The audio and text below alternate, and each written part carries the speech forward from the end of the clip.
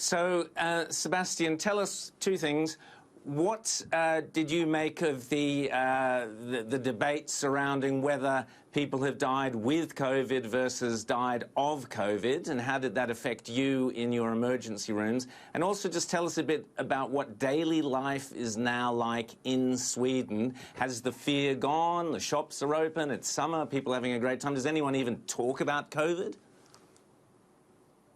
I think it could definitely be the case that people are dying with COVID rather than from COVID. If a person has a positive test, I think there is definitely a certain likelihood that they will be diagnosed as having died of COVID, even if they actually died of something else and just happened to have COVID at the same time. Has that skewed the numbers? Has that changed the numbers? Do you think it's pushed them higher than they would otherwise be?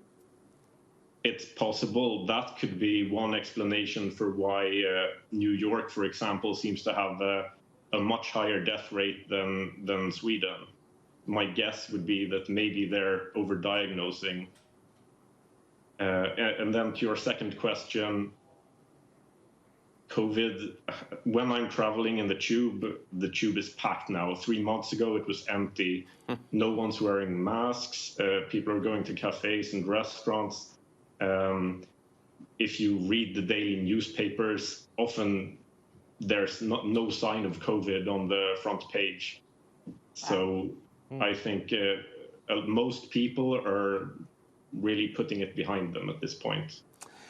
Well, Dr. Sebastian Rushworth, what fascinating insights from Sweden there. People can read your blog. I urge them to go to sebastianrushworth.com, read more about what is really going on in Sweden, because, Sebastian, here we can't escape the headlines about COVID. They're on every bloody page. So there you go. We're living a very different reality to yours. Thank you so much for sharing your insights about Sweden and the great work you do in the emergency room there. Thank you so much for coming on Outsiders.